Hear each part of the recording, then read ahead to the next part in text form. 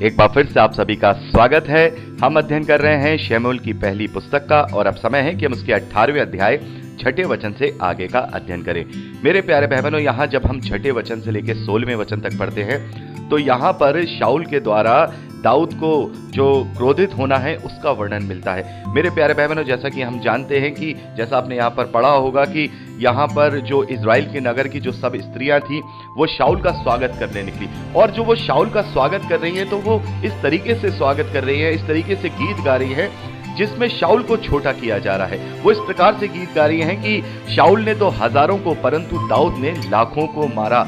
मेरे प्यारे बहनों, यहाँ पर हम देखते हैं कि इस बात को लेकर के अब शाऊल ये समझ चुका था कि प्रजा में दाऊद का क्या स्थान है, प्रजा में दाऊद का क्या सम्मान है, और इस बात को लेकर के वो ये कहता है कि अब इसके पास केवल राज्य नहीं है, बाकी सब कुछ तो इसे मिल चुका है। और उसको इस बात का अंदेशा हो गया था कि भविष्य में दाऊद मेरे राज्य सिंहासन पर जो है स्थापित हो सकता है, मेरा राज्य सिंहासन छीन सकता है। इस कारण से वो दाऊद का दुश्मन बन गया और वो घात में लग गया कि कैसे दाऊद को खत्म कर दिया जाए, क्योंकि एक तरफ तो उसका खुद का बेटा भी उसको बहुत प्रेम करता है दाऊद को, और पूरी प्रजा में भी उसका बहुत सम्मान है। तो यहां पर हम देखते हैं कि शाऊल अब अपने अंदर ही अंदर ऐसी योजनाएं बनाने में लग गया कि कैसे ना कैसे करके दाऊद को खत्म कर दिया जाए। मेरे प्यारे बहनों, यहां पर हम एक मनुष्य का जो परमेश्वर का अभिषिक्त है, हम देखते हैं शाऊल परमेश्वर का अभिषिक्त है क्योंकि परमेश्वर ने शमूएल के द्वारा उसका अभिषेक करवाया है। एक अभिषिक्त कैसे अपने कैरेक्टर से गिरता है, एक अभिषिक्त कैसे अपने चरित्र में गिर जाता है, ये शाऊल उसका बहुत एक अच्छा उदाहरण है। हम देखते हैं ये वही शाऊल है जब शमूएल ने इससे कहा था कि तुम्हें राजा होने के लिए अभिषेक किया है, तब इसने अपने आप को दीन किया था, अपने आप को छोटा किया था और उसने अपने आप को इसी योग्य नहीं माना था। लेकिन मेरे प्यारे बहनों, आज हम देख रहे हैं जब इसके पास सत्ता है, शक्ति है, पावर है, राजगद्दी है, अब इसे उस राजगद्दी से इतना प्रेम हो चुका है वो किसी भी रीति से अपने किसी भी ऐसे व्यक्ति को अपने सामने नहीं देख सकता जिससे उसे ये अंदेशा हो रहा है कि ये मेरी राजगद्दी छीन सकता है। तो मेरे प्यारे बहनों, यहाँ पर हम देखते हैं कि जो सत्ता का घमंड होता है या फिर हम कहें धन की बहुतायत होती है या फिर हम बुद्धि की बहुतायत को देखें, कहीं ना कहीं हमारी ये सारी बहुतायत की चीजें हमारी बुद्धि को बिगाड़ देती हैं। हो सकता है कि अब कोई अपने ऊपर कंट्रोल करे, लेकिन जब सत्ता होती है, जब पावर होती है तो कहीं ना कहीं हमारे अंदर वो ऐसा गर्व आ जाता है जिससे हम अपने आत्मिक जीवन को नाश कर लेते हैं। मेरे प्यारे बहनों, ऐसा नहीं है कि शाऊल ही ऐसा था। आगे हम देखते हैं दाऊद जो परमेश्वर का अभिषेक है, परमेश्वर ने इसे भी अभिषेक किया है, यह भी परमेश्वर के विरोध में पाप करेगा। उसके बाद हम देखेंगे राजा सुलेमान के विषय में, तो राजा सुलेमान भी अपने जीवन के अंतिम पड़ाव में मूर्ति पूजक हो गए थे। तो यहाँ इन सब बातों को पढ़ के हमें इसी बात की शिक्षा मिलती है कि इस धरती की नाशवान वस्तुओं की बहुतायत कहीं ना कहीं हमारे बुद्धि को, हमारी सोच को बिगाड़ देती है और कहीं ना कहीं हम परमेश्वर से इन कारणों से दूर होते चले जाते हैं। तो मेरे प्यारे बहनों, अपने जीवन में संसारिक भौतिक वस्तुएं होना ये कोई गलत बात नहीं है, लेकिन इन्हीं के पीछे अपना जीवन व्यतीत कर देना या इन्हीं के पीछे अपने जीवन को लगा देना ये कहीं ना कहीं घाटे का सौदा है। और इस एक्सपीरियंस को बहुत ही अच्छी तरह से राजा सुलेमान ने अपनी पुस्तक सपोपदेशक में, जो हम बाइबल में पढ़ते हैं, उसके पहले अध्याय में बहुत अच्छी तरह से उतार दिया है। अपने पूरे जीवन का एक्सपीरियंस उसने वहां पर उतार दिया है और एक ही वचन में उसने सारी बातों को कंप्लीट कर दिया है। और सपोपदेशक पहला अध्याय 2 वचन में हम पढ़ते हैं कि सब कुछ व्यर्थ, व्यर्थ ही व्यर्थ और सब कुछ व्यर्थ। तो ये सारी चीजें, यहाँ जो नाशवान इस धरती पर चीजें हैं वो सब व्यर्थ है। और यहाँ हम देख रहे हैं कि इन व्यर्थ की चीजों को लेकर शाऊल, जो कि परमेश्वर का अभिषिक्त है, जो परमेश्वर का अभिषिक्त था, वो आज पूरी तरह से बदल चुका है। और आगे हम देखते हैं कि वो उसे धोखे से मारने की कोशिश करता है। जैसा कि हम जानते हैं कि एक दुष्ट आत्मा उसे बार बार परेशान करती थी और दाऊद को ये नियुक्त किया गया था कि वो उसके लिए वीणा बजाता था और वहां वो उसको आराम पाता था।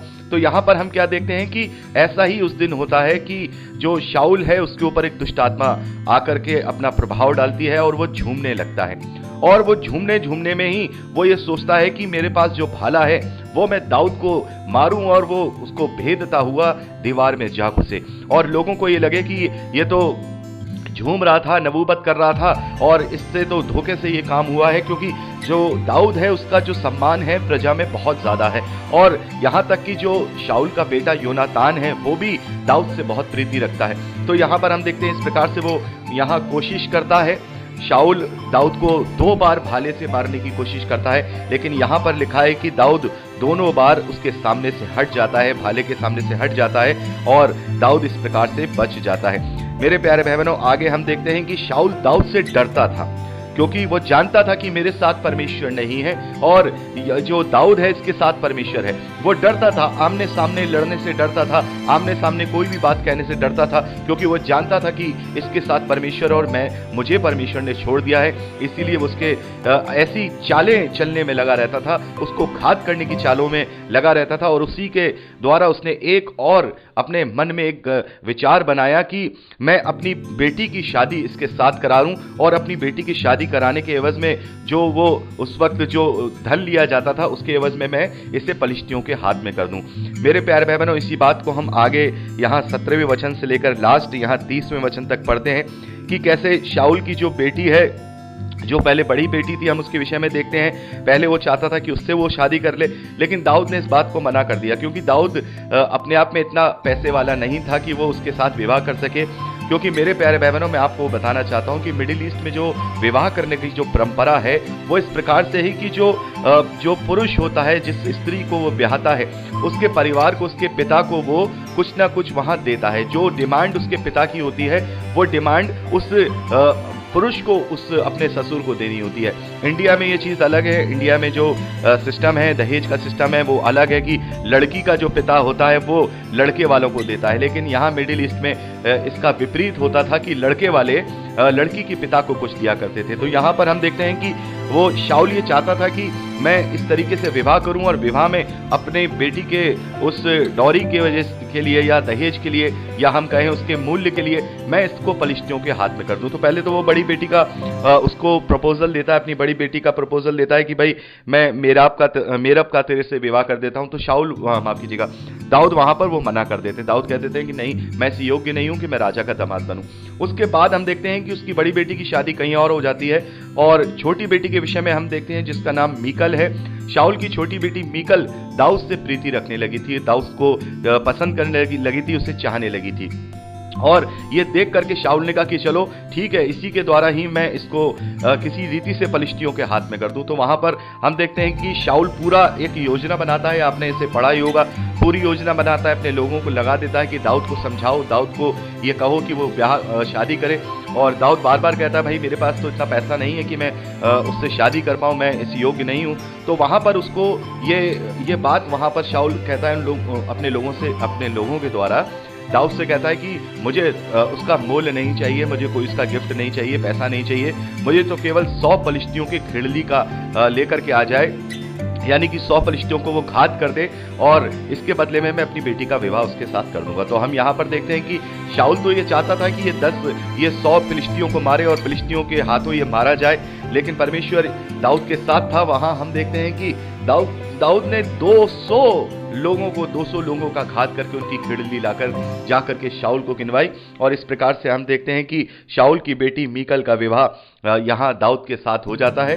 तो मेरे प्यारे भाई बहनों, हम देखते हैं कि शाऊल अपने सत्ता के लालच में, अपनी महत्वाकांक्षा में इस कदर अंधा हो गया है कि अब वो अपने दामाद को भी मारना चाहता है, क्योंकि अब तो वो दाऊद उसका दामाद हो गया है, उसकी छोटी बेटी मीकल का विवाह उसके साथ हो गया है, लेकिन वो फिर भी उसको घात करना चाहता है। और यहाँ हम 19वें अध्याय में पढ़ते हैं कि अब वो खुलकर अपने कर्मचारियों के साथ, अपने जो उसके लोग थे उनके साथ मिलकर दाऊद को घात करने का प्लान करने लगता है। और ये बात जब उसके बेटे योनातान को पता चलती है, क्योंकि योनातान तो दाऊद से प्रीति रखता है, तो वो दाऊद को जाकर के सावधान करता है। और हम देखते हैं, आपने यहाँ पढ़ा ही होगा कि एक बार योनातान अपने पिता शाऊल को समझाता है कि भाई दाऊद ने तो हमारा कुछ भी बुरा नहीं किया है, उसने हमें पलिश्तियों के हाथों से बचाया है और हमारे विरोध में कोई पाप भी नहीं किया है, तो फिर क्यों बेकार में उसको तुम घात करना चाहते हो। ये सारी बातें जब योनातान ने अपने पिता शाऊल को समझाई तो उसे एक बार को समझ में आ गई। लेकिन मेरे प्यारे भाई बहनों, यहाँ पर हम देखते हैं कि शाऊल ने ये केवल ऊपरी मन से ही योनातान से कहा था कि मैं अब उसे मार नहीं डालूंगा। और हम यहाँ देखते हैं कि उसने शपथ खा करके, परमेश्वर की शपथ खा करके ये कहा कि उसे मार डाला नहीं जाएगा। लेकिन उसके मन में ही ये पूरी तरह से उसके मन में ये था कि मैं दाऊद को घात कर दूं। और यहाँ पर हम देखते हैं कि उसके बाद वो फिर से दाऊद वहां पर आके उनके साथ रहने लगता है। लेकिन उसके बाद पलिश्तियों से लड़ाई छिड़ जाती है और पलिश्तियों से लड़ाई छिड़ने के बाद दाऊद के नेतृत्व में पलिश्तियों को काफी पराजित किया जाता है, उन्हें मारा डाला जाता है। और जब दाऊद वापस वहां से आता है तो हम देखते हैं कि एक बार फिर से अब यहाँ शाऊल जो है बिल्कुल सामने से उस पे वार करता है। यानी कि पहले तो हमने देखा कि उसने 2 बार कोशिश की उसे भाले से मारने की, और वो इस तरीके का नाटक कर रहा था कि भाई दुष्ट आत्मा से ग्रसित है और लोगों को ये लगे कि भाई दुष्ट आत्मा में ग्रसित होकर के इसने दाऊद को मार दिया।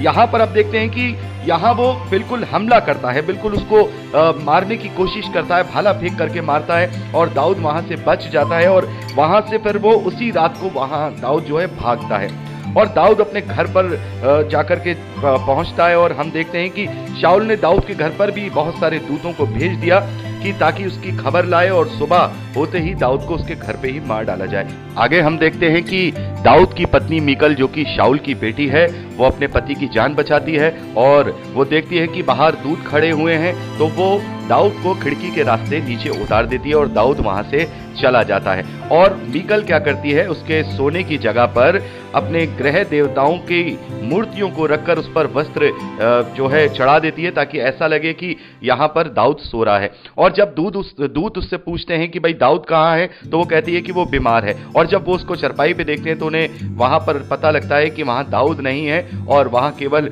मूर्तियां पड़ी हैं और ये धोखे से मीकल ने ये सारी चीजें की हैं। तो शाऊल इस बात को लेकर मीकल से भी गुस्सा होता है कि तूने मेरे शत्रु को क्यों जाने दिया, उसको क्यों छोड़ दिया।